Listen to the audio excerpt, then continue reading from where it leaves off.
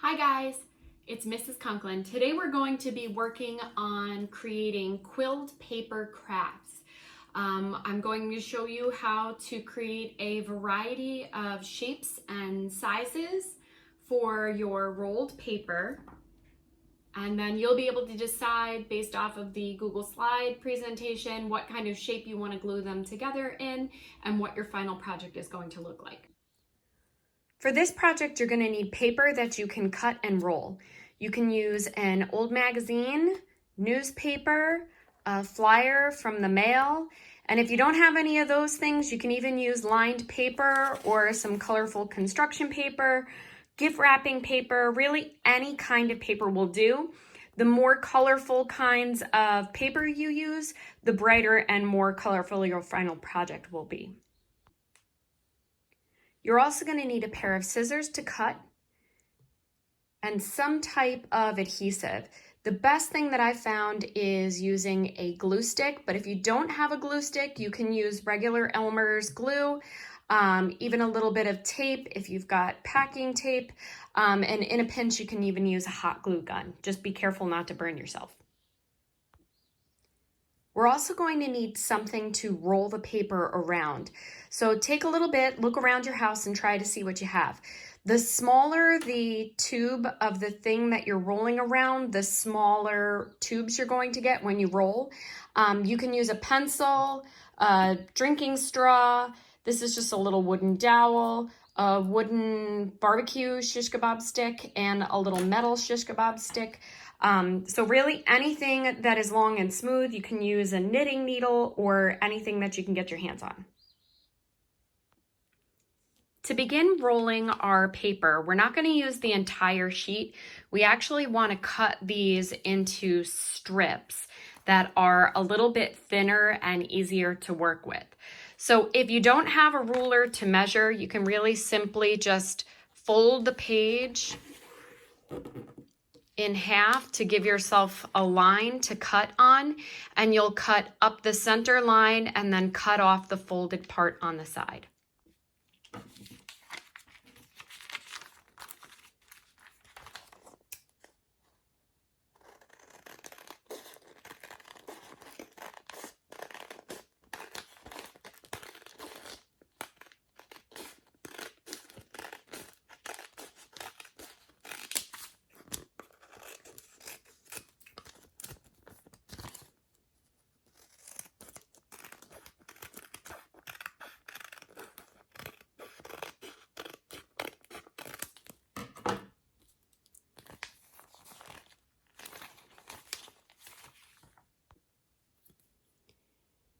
To begin rolling our strips, we're going to take one single piece of the paper we cut.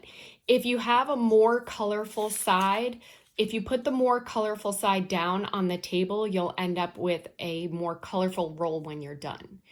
So we're going to start with the more colorful side facing down. I'm going to be using a drinking straw to roll my strips around. When you line up the object that you're rolling around with your magazine, page, or newspaper, whatever you're using, you want to make sure that this end of your rolling stick sticks out a little bit further than this corner so that when we begin to roll it up, it doesn't get lost inside the roll. And you'll see what I mean in a minute with that. When we line up our tube, we're going to line up so that the bottom creates a long, skinny triangle. So we have the right angle of the corner of the page here, and we want to make sure that it's a long, skinny piece, kind of like a pizza slice. We're not going for a perfect even triangle around all the sides. Now, the first time you roll these takes a little bit of practice. You might have a hard time with the first couple. I did when I first started, but the more you do, you'll really get the hang of how this goes. So you're going to pick up that little corner, wrap it around your rolling stick, and then just kind of tuck it under and use your fingers to kind of roll that around and guide the roll. Once you get it going, kind of move your hands as you go. and continue rolling. We can see my straw is still sticking out a little bit here, so I can pull it out at the end. I'm going to roll all the way until I get a little tab left here. I'm going to take my glue stick, or whatever kind of glue you have, put a little bit of glue on the end, and I can pick it up and kind of roll it in my hands here. Just gonna hold it for a second to let the glue dry. And then I can slide my dowel or whatever I'm using out. If you go to pull and you realize that it's not coming out, you can kind of give it a little bit of a twist, and you'll see that that will allow you to slide the object out of the center of the tube, and you completed your first tube. Now you're going to continue to create tubes. Depending on the type of project that you want to create, you're going to need a different amount of tubes. So continue to create. If the first couple that you create don't come out the greatest, you can just kind of chalk those up to a learning experience and try a few more until you get a little group of the rolls that seem to be working out and looking good for you. If you don't have glue at home, you can use a little bit of tape to secure the end of the tube. Turn and go. If one end of your tube ends up a little bit wider than the other one, that's okay. You really don't have to worry about that. If it's a dramatic, one side is really big and the other one is really small, you might want to call that one of your practice tubes and continue rolling until you get some that are a little bit more even.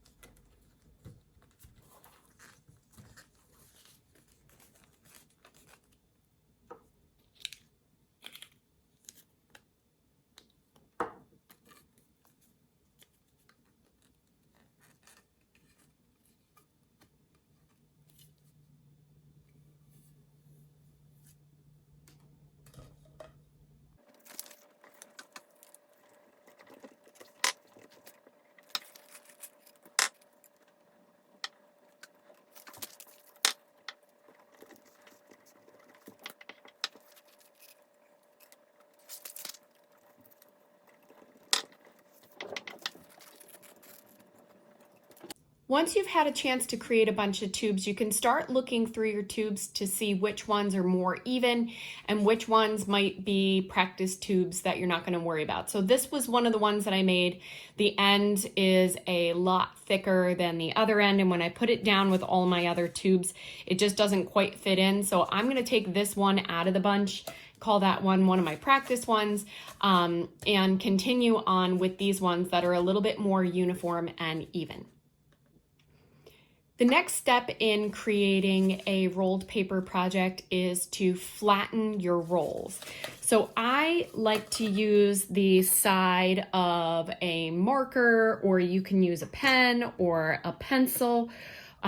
If you're using a glue stick, you can use the side of the glue stick. Really anything that is smooth and hard and will allow you to push kind of hard against the tube and help save your fingers. You can do it with your fingers, they just don't seem to slide as well.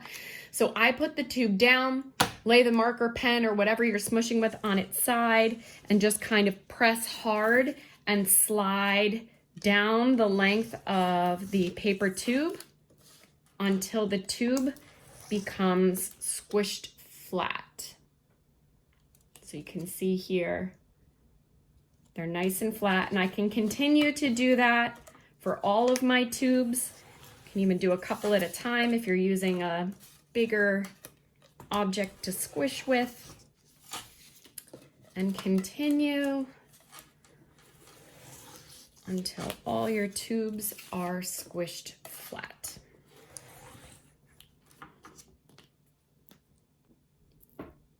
The next part of the project, we're going to be using the smushed flat tubes that we created to create a quilled roll. Now the quilled roll is just a series of the tubes glued together into a flat piece. And depending on how big of a shape that you want to make, you'll use less or more of the strips that you're gluing together. So the first shape that I'm going to demonstrate is the circle quill. It's just a series of rolled up pieces, and then I will show you, if you want to try and create some shapes with your quills, how we can do that as well. So the first thing that we're going to do is we're going to start rolling up our pieces. Now you can just roll by starting them in your hand. Take one of the ends and kind of bend it over onto itself and start to roll. A lot of times people find it easier to roll around something small like a toothpick, or if you got one of those little skewers or have a small dowel or any of those smaller objects that I showed you in the beginning. I'm going to be using a toothpick to start. You just kind of start the same way that you rolled the bigger tubes. Take the end, fold it over the object that you're rolling around, and just kind of use your fingers to kind of pinch that end under and start to roll.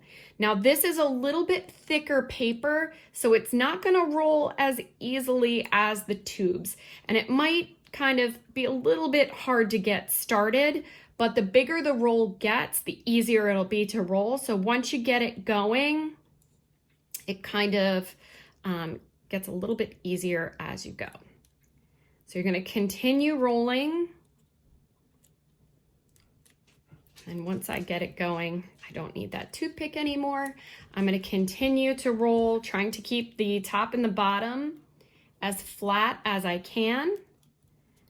Continue rolling my strip. When I get to the end, I'm going to put a little bit of glue on that end there.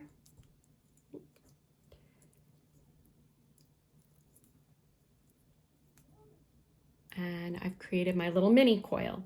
So depending on how many of these you coil and how big and long your strips are, you'll end up with different size little quilled pieces.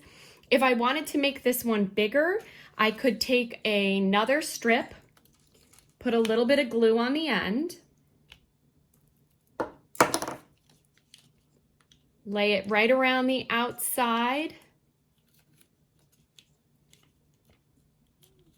and continue to roll. Now I don't have to put any glue on these pieces as I'm rolling them, unless you're starting a new piece. And as I get to the end, put a little glue to secure.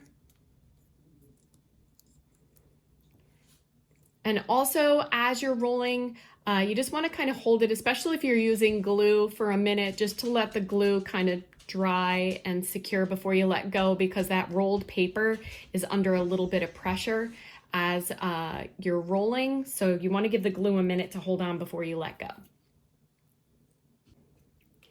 If you want to create shaped pieces rather than just round circles, the process is very similar for starting. So with this one, I started rolling it around the toothpick to kind of get it started. Once it gets started, you can pull the stick out, kind of use your fingers to wrap it. Fingers are a little sticky. And continue to roll my piece until I've reached the end. Now, when you're creating a shaped quill, the difference is I'm not going to glue this down here. And this is going to create a smaller shape because I've only used one strip for this. But once you've got the piece rolled up, you're going to kind of let go, and it's a controlled let go, to kind of give the coil a chance to unwind a little bit. And when the coil's reached the size you want, kind of hold it with your fingers there. And then I'm going to gently glue down the end. Again, hold it for a minute to let that dry. So now what I've created is a quill with a little bit of space, a little bit of negative space within it. What that negative space is going to let me do is use my fingers to pinch the top, which gives me that rainbow or raindrop shape that I had here. And if you want to create a bigger one, this one is using 2 strips. I simply took one end of my strip, and remember we said back in the beginning, one end might be a little bit smaller or bigger than the other. You can take the smaller end, put a little bit of glue on it, and actually slide it right inside the bigger end of one of your other strips. So I've just created a double length strip, and I can continue to roll this one just like I did with the last one. Start around a little stick.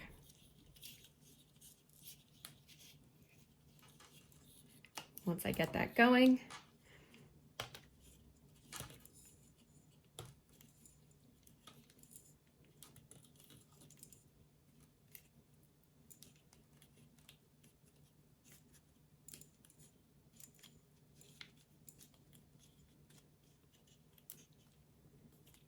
now this roll is going to be twice the size because I have 2 pieces, and you can add as many as you want, creating bigger and bigger quills as you go.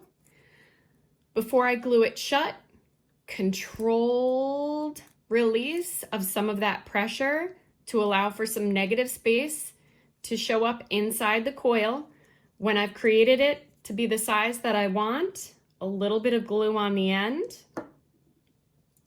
Hold that end for a minute to let the glue dry, and then you can pinch. So for the last one, I pinched just one side, which gave me that raindrop. If I wanted to create, let's say, kind of a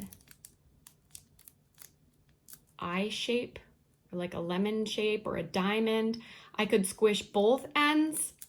You can use your fingers. Now I'm going to take this, kind of squish here to create more of a diamond. And this is really something that you can just kind of play around with. Depending on how hard you squish it and in what angles and how many different directions, you can create all different kinds of shapes and sizes for your paper quills. So depending on what kind of final design you want to create, you're going to use rolls to create quills in the shapes and sizes that you need. If you're having an issue of pulling the stick out and the center is kind of pulling out like a party favor when you pull, one of the tricks is if you're turning, so I'm turning my quilling stick this direction. Before I pull it out, I give it a little turn backwards and then pull it. It'll release some of that pressure and it won't pull the center out of the roll when you're pulling the rolling stick out. So for my project, I decided to create a butterfly. I used a couple strips squished really hard to create a long skinny body, and I just smooshed this whole thing to make it really skinny. A series of pieces glued end to end. I used about 4 or 5 pieces, I think, for each one of the big wings and 2 for the smaller ones. And I used a half of a strip to make the little tiny head. Now I went ahead and created another little tiny strip by rolling around something smaller. And I only used half of one of those sheets. So I took one of the bigger ones that I had, cut it in half to make it shorter, and rolled it to create a skinny one. I'm going to use this to create antennas for my little butterfly. So once again, I'm going to take my marker, smash that flat. I'm going to kind of look for where the center is, give that a little V bend, and then I'm going to use my little stick to roll. Now I want my antenna to scroll out, so I'm going to use the stick and rolling the ends here. It's kind of hard to show. I'm going to bend these and roll them to the outside. And I'm not gonna roll all the way down because I don't want the entire antenna to curl. I just want the top part here. And then I'll do the same thing on my other side. And the nice thing about this is each one of these pieces is separate. So if you don't like what you have, you can always throw it out and try another one. And I can put that right on top like that. Now the last step is going to be to glue and assemble these pieces. You can continue to use your glue stick for that, or if you have Elmer's glue or hot glue, you can switch to those. If you're using Elmer's or the glue stick, you're just gonna have to obviously wait a little bit longer for the glue to dry and be a little bit more patient. If you're using hot glue, just be really careful with your fingers when you're gluing and putting the pieces together. So I'm gonna use a little bit of Elmer's glue and put that right on the pieces where I want them to attach.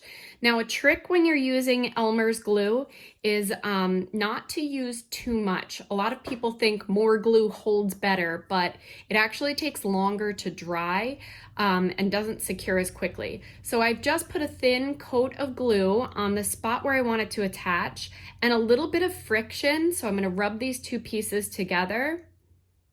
Will help the glue dry and adhere a little bit faster. So you can see those two pieces kind of stuck. Whoops. If I give those a little bit of a rub and lay those flat and let them dry for a minute. I'm gonna do the same thing with my other side. Put a little bit of glue, create a little bit of friction where I want those to glue together.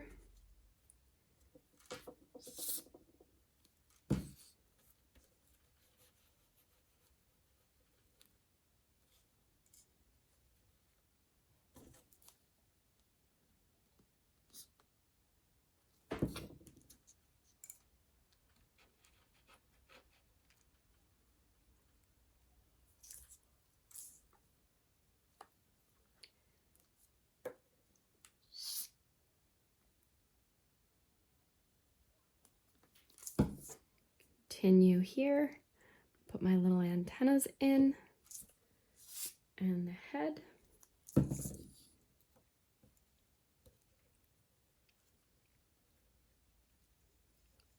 And then I just give a little bit of time to let that all dry.